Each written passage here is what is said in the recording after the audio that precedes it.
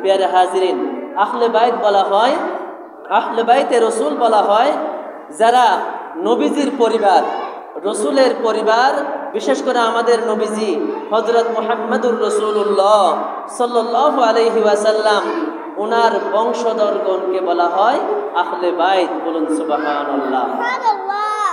আহলে বাইত সম্পর্কে স্বয়ং আল্লাহ পাক রব্বুল আলামিন পবিত্র কুরআনুল কারীমের সূরাত শূরার 23 নম্বর আয়াত শরীফের একাংশে বলেন, আল্লাহ পাক রব্বুল আলামিন বলেন, قل لا أسألكم عليه أجرا إلا المودة في القربى। আল্লাহ পাক রব্বুল আলামিন বলেন, কুল ইয়া রাসূলুল্লাহ, ইয়া হাবিবাল্লাহ সাল্লাল্লাহু আলাইহি ওয়াসাল্লাম, আপনি আমার বান্দাদেরকে বলে দিন, আমার উম্মতদেরকে বলে দিন, লা আসআলুকুম আলাইহি আজরা, ও আমার উম্মতেরা, আমি নবীজি তোমাদের জন্য নামাজ নিয়ে এসেছি, রোজা নিয়ে এসেছি, হজ নিয়ে এসেছি, যাকাত নিয়ে এসেছি, সমস্ত ইবাদত বন্দেগীগুলো, সমস্ত নাচ নিয়ামতগুলো তোমরা ভোগ করতেছো কেবলমাত্র শুধুমাত্র আমি নবীজির ওসিলা করে। সুবহানাল্লাহ।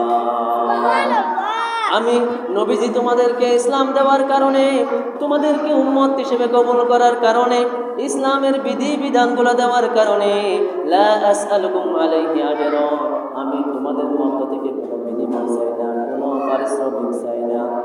আর যদি আমি আমার আনিত নিয়ামত থেকে একটি নিয়ামতের যদি তোমাদের থেকে প্রতিদান চাই, তোমাদের কিয়ামত সম্পূর্ণ হয়ে যাবে, তোমাদের হায়াত শেষ হয়ে যাবে। কিন্তু আমি নবীজির এই আনিত নিয়ামতের শুকরিয়া আদায় করে প্রতিদান দিয়ে তোমরা কখনো শেষ করতে পারবে না। বলুন সুবহানাল্লাহ। সুতরাং তোমরা আমি নবীজির তোমরা কোনো প্রতিদান দিতে পারবে না, বিনিময় দিতে পারবে না। আমি নবীজি সেই জন্য তোমাদের কাছ থেকে কোনো প্রতিদান চাই না। তবে শর্ত রয়েছে একটি, তোমাদের জন্য শর্ত রয়েছে, ইল্লাল মাওয়াদ্দাতা ফিল কুরবা, আমি নবীজির বংশধর কিয়ামত পর্যন্ত যারা থাকবে তাদের সাথে তোমরা সৎ ব্যবহার করবে, সৎ আচরণ করবে। বলুন সুবহানাল্লাহ। কিয়ামত পর্যন্ত আমি নবীজি পৃথিবীর বুক থেকে যাওয়ার পরে কারবালার ময়দানে যখন আমি আহলে বাইতের সমস্ত সদস্যরা শাহাদাত বরণ করবেন, কুখ্যাত ইয়াজিদের ইশারায় যারা আমার বংশধরকে শহীদ করবেন, সেখান থেকে হযরত জয়নুল আবেদিনের মাধ্যমে কিয়ামত পর্যন্ত হযরত ইমাম মাহদী আলাইহিস সালাম পর্যন্ত আমার বংশধর থাকবেন, আমার নবীজির আহলে বাইত থাকবেন। তোমরা যদি আমি নবীজির আহলে বাইতকে পাও, তাদের সাথে তোমরা সৎ আচরণ করবে, সৎ ব্যবহার করবে। সুবহানাল্লাহ। আমি এই শর্তটি আমি তোমাদের কাছে রেখে গেলাম। তোমাদের কাছ থেকে আমি একটি প্রতিশ্রুতি নিতে চাই, তোমরা কিয়ামত পর্যন্ত আমি নবীজির দ্বারা বংশধর থাকবে, তাদের সাথে তোমরা সৎ আচরণ করবে, সৎ ব্যবহার করবে। বলুন সুবহানাল্লাহ।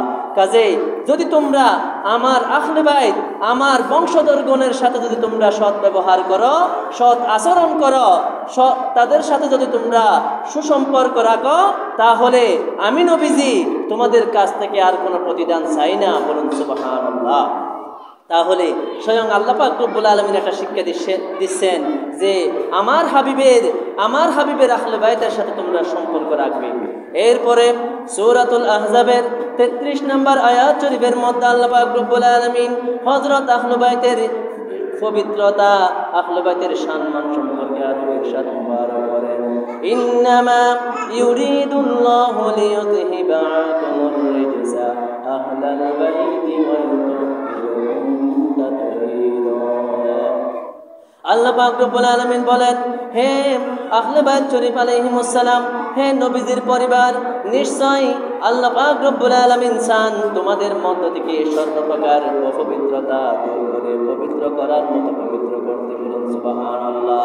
অর্থাৎ হে নবীজির বংশধর, হে আহলে বাইত শরীফ আলাইহিমুস সালাম, আল্লাহ পাক রব্বুল আলামিন তোমাদের মধ্য থেকে সমস্ত অপবিত্রতা দূর করে পবিত্র করার মতো পবিত্র করে তোমাদেরকে জমিনের বুকে পাঠিয়েছেন, সৃষ্টি করেছেন। বলুন সুবহানাল্লাহ।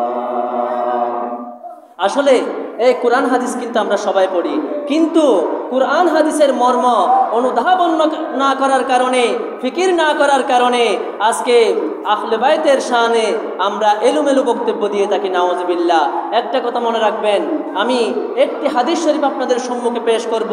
এই হাদিস শরীফ যদি আপনারা বুঝতে পারেন তাহলে আহলে বাইত শরীফ আলাইহিমুস সালাম ওনারা আমাদের জন্য কি জিনিস, কত বড় নিয়ামত সেটা আমরা বুঝতে পারবো। হাদিস শরীফের মধ্যে আমার নবীজি বলেন, আহিব্বুল্লাহ লিমা ইয়াগযুকুম মিন নি'মা ওয়া আহিব্বুনি লিহুব্বিল্লাহ ওয়া আহিব্বু আহলে বাইতি লিহুব্বি। আমার নবীজি বলেন, ও আমার উম্মতেরা, তোমরা ভালো করে শুনে রাখো, আহিব্বুল্লাহ লিমা ইয়াগযুকুম মিন নি'মা, তোমরা আল্লাহ পাক রব্বুল আলামিন ওনাকে ভালোবাসো, কারণ আল্লাহ পাক রব্বুল আলামিন তোমাকে নিয়ামত দানের মাধ্যমে, রিজিক দানের মাধ্যমে তোমাদেরকে অনুগ্রহ করতেছেন, তোমাদেরকে রিজিক দিয়েছেন, তোমাদেরকে হাত দিয়েছেন, পা দিয়েছেন, চোখ দিয়েছেন, দেখার জন্য চোখ দিয়েছেন, কথা বলার জন্য জবান দিয়েছেন। ও আমার উম্মতেরা, তোমাদেরকে আল্লাহ পাক রব্বুল আলামিন রিজিক দিচ্ছেন, তোমরা সারাদিন নাফরমানি করার পরেও কারো রিজিক আল্লাহ পাক রব্বুল আলামিন বন্ধ করে নাই। সেজন্য তোমরা আল্লাহ পাক রব্বুল আলামিন ওনাকে মুহাব্বত করো, জোরে বলুন সুবহানাল্লাহ। ওয়াহিব্বুনি লিহুব্বিল্লাহ, এবং তোমরা আমি নবীজিকে মুহাব্বত করো আল্লাহর মুহাব্বত পাওয়ার জন্য।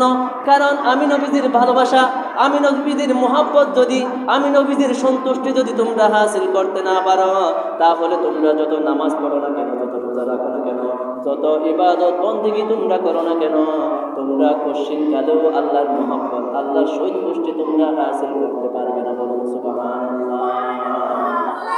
এরপরে আমার নবীজি বলেন, ওয়াহিব্বু আহলে বাইতি লিহুব্বি, এবং তোমরা আমি নবীজির যারা বংশধর রয়েছে, আমি নবীজির যারা পরিবার রয়েছে, আমার বংশধরগণকে তোমরা মহব্বত করো, আমার পরিবারের সাথে তোমরা সৌজন্য পোষণ করো, আমার পরিবারকে তোমরা সম্মান করো, ইজ্জত করো, আমি নবীজির ভালোবাসা পাওয়ার জন্য। বলুন সুবহানাল্লাহ।